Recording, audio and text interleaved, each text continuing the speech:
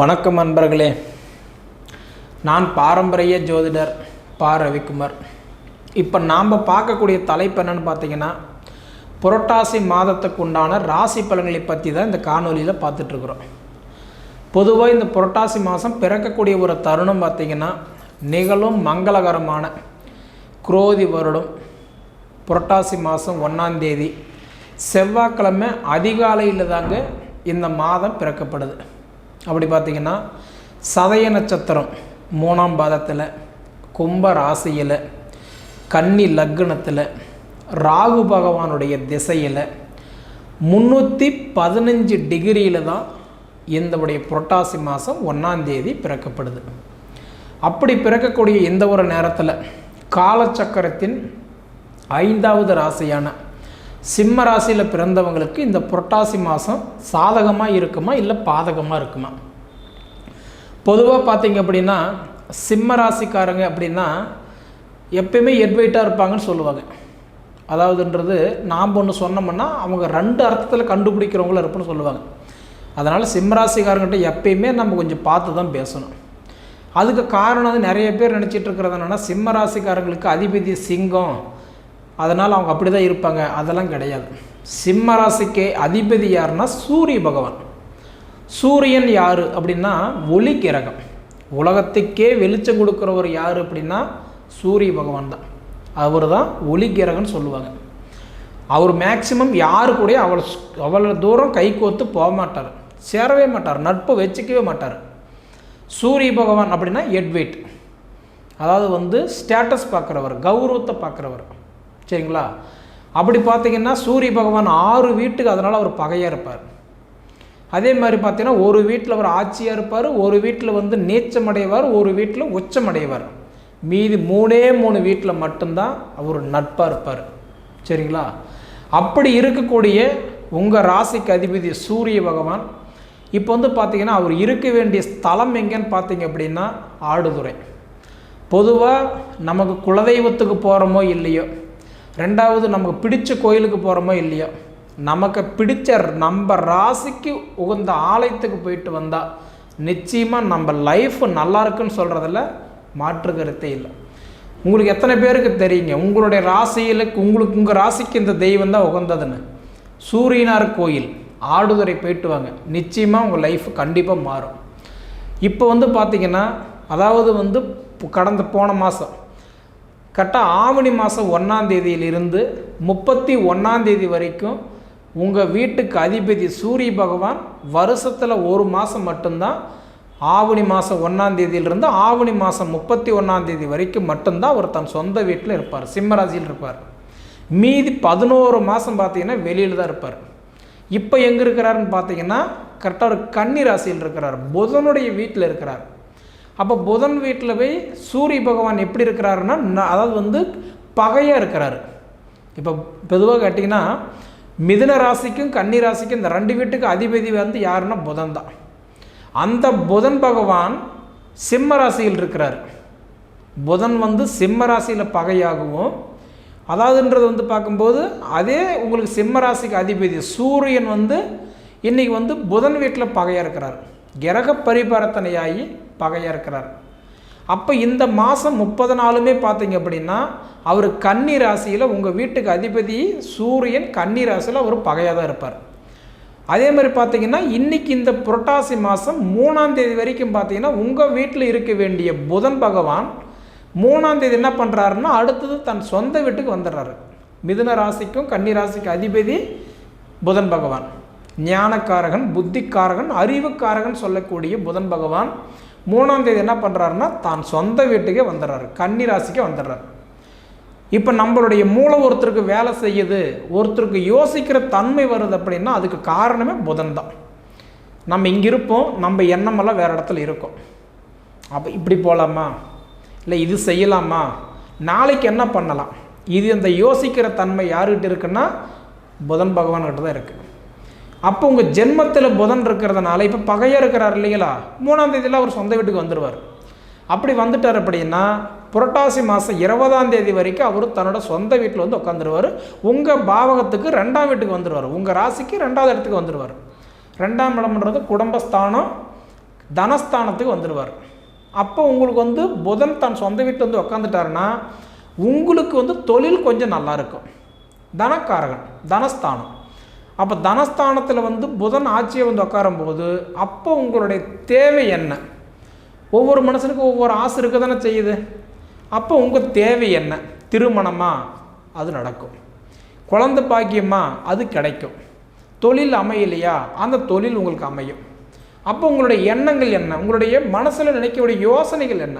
அந்த யோசனைக்கு தகுந்த மாதிரி அந்த புதன் அறிவுக்காரகன் உங்களுக்கு செயல்படுத்த ஆரம்பிச்சிருவார்.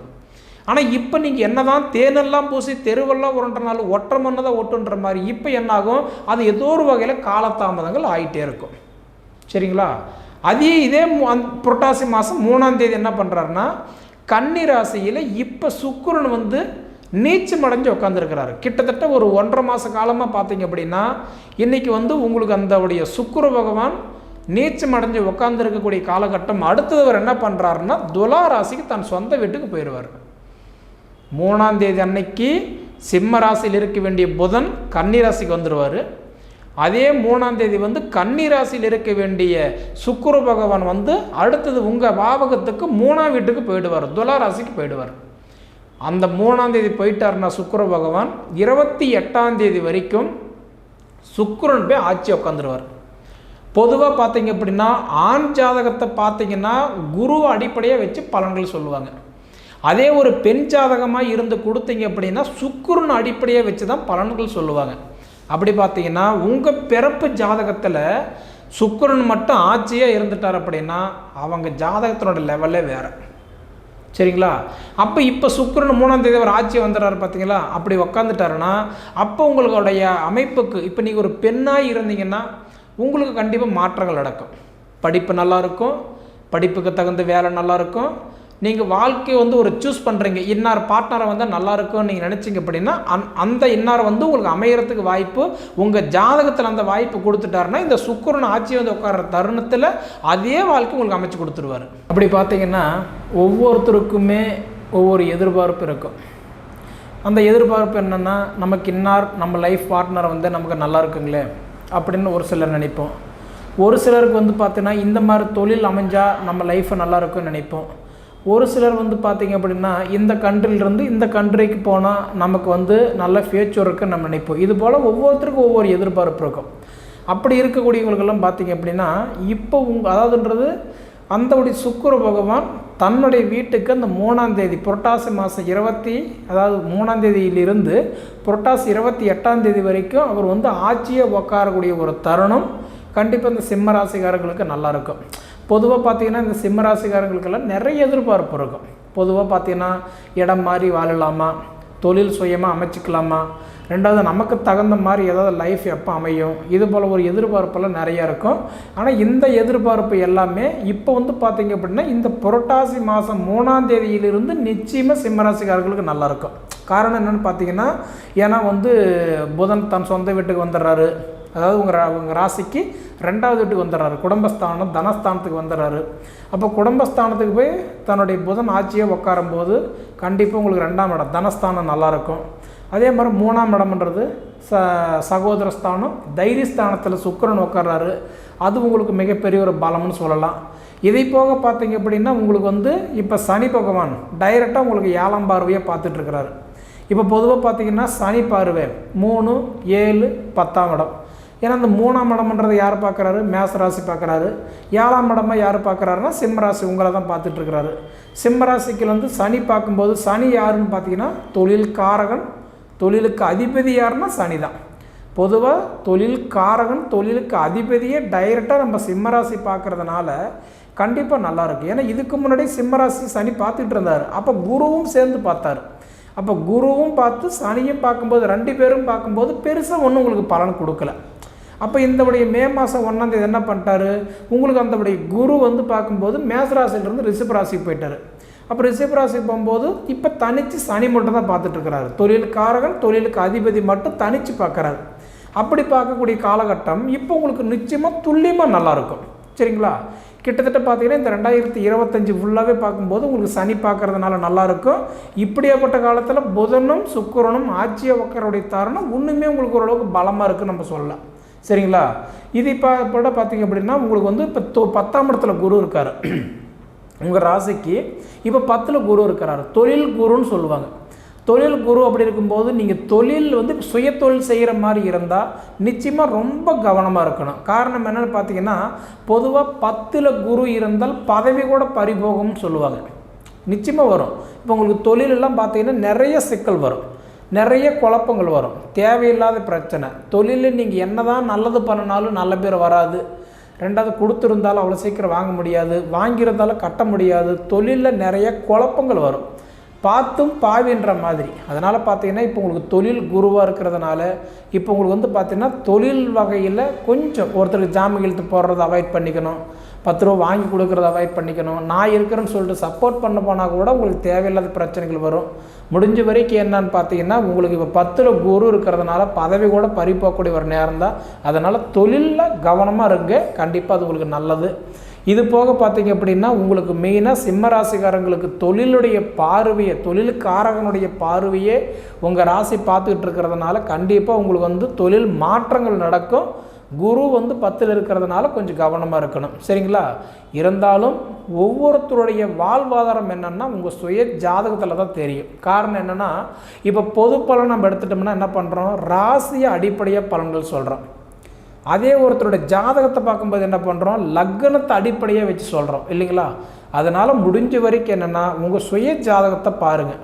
5ஆம் இடம் புத்திரஸ்தானம், பூரி புண்ணியஸ்தானம் நல்லா இருக்குதா? ஏன்னா 5ஆம் இடம் ஒவ்வொருத்தருக்குமே ரொம்ப இம்பார்ட்டண்டான இடம், அது கவனமாக பாருங்கள். அடுத்தது 7ஆம் இடம், ஒருத்தருக்கு மாங்கலிஸ்தானம் கலஸ்தரஸ்தானம் நல்லா இருக்கணும்னா 7ஆம் இடம் நல்லா இருக்கணும். அடுத்தது 11ஆம் இடம், ஒருத்தருக்கு லாபஸ்தானம் ஓரளவுக்கு அடுத்த கட்டத்துக்கு அப்டேட் ஆகணும்னா 11ஆம் இடம் நல்லா இருக்கா அப்படின்றத பாருங்கள். இது 3மே உங்களுக்கு சரியாக இருந்துச்சு அப்படின்னா நிச்சயமாக இந்த சிம்மராசியில் பிறந்தவங்களுடைய வாழ்வாதாரம் கண்டிப்பாக நல்லா தான் இருக்கும், சரிங்களா? தொழிலில் மட்டும் கொஞ்சம் கவனமாக இருந்தீங்கன்னா கண்டிப்பாக போதும். எதை வேணாலும் நீங்கள் செய்யலாம், சாதிக்கலாம். எதுக்கும் உங்கள் சுய ஜாதகம் ஒரு தடவை பார்த்துக்கிடுங்க, சரிங்களா? சரி நேயர்களே, இதுக்கு முன்னாடி அதாவது நம்ம ஃபீனிக்ஸ் ஆன்மீக சேனலை சப்ஸ்கிரைப் பண்ணாதவங்க சப்ஸ்கிரைப் பண்ணிக்கோங்க, உங்கள் நண்பர்களுக்கு ஷேர் பண்ணுங்கள். இது தவிர உங்கள் பொன்னான நேரத்தை ஒதுக்கி இவ்வளோ நேரம் என்னுடைய காணொலி நீங்கள் முழுமையாக பார்த்ததுக்கு மனசிலிருந்து கேட்டுக்கிறேனுங்க. நன்றி.